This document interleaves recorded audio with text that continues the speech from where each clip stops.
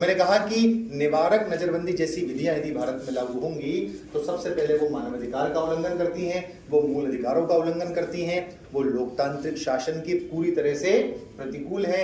और ये जो विधियां हैं ये भारत में लोकतांत्रिक शासन की बजाय पुलिस राज्य की स्थापना कर देती है। और पुलिस राज्य कौन सा राज्य होता है? अगर पुलिस राज्य का एग्जाम्पल आपको ढूंढना हो तो आप कौन सा एग्जाम्पल ढूंढेंगे? जैसे फॉर एग्जाम्पल आप मान लीजिए कि भारत में इमरजेंसी लगी हुई है, आपातकाल लगा हुआ, और जब आपातकाल लगता है तो आपका आर्टिकल 19 क्या हो जाता है?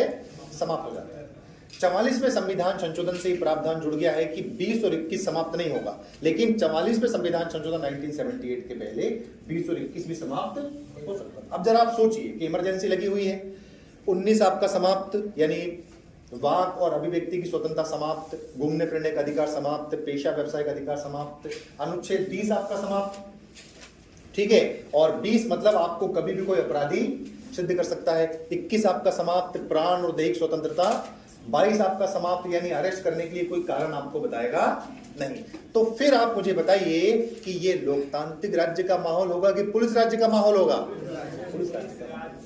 क्योंकि कभी भी किसी भी समय किसी भी वक्त आपको कहीं से भी अरेस्ट किया जा सकता है, और कब तक अरेस्ट रखा जाएगा इसकी कोई जो है सीमा नहीं है कि कब तक आपको अरेस्ट रखा जाए। फॉर एग्जाम्पल, जैसे अभी आपने देखा उत्तर पूर्व के कुछ राज्यों में, राज्य के कुछ क्षेत्रों में AFSPA, armed forces special power act कानून लागू है।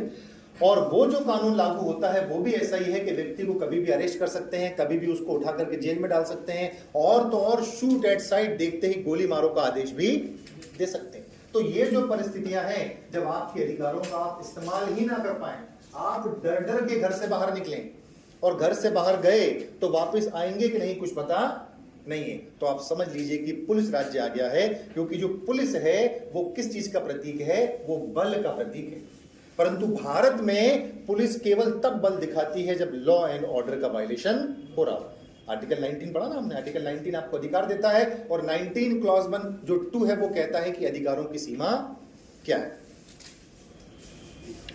अंग्रेजों के समय, जब भारत में अंग्रेजों का दौर चल रहा था, उसको भी आप पुलिस राज से उसकी तुलना कर सकते हैं। जैसे हमने भारत छोड़ो आंदोलन किया 1942, तो जब भारत छोड़ो आंदोलन को हमने अंजाम दिया, उस समय आप देखिए कि जो ब्रिटिश गवर्नमेंट है उसने लॉ बना दिया कि भारतीयों को कहीं से भी अरेस्ट किया जा सकता है और कहीं से भी उनको जो है, ठीक है।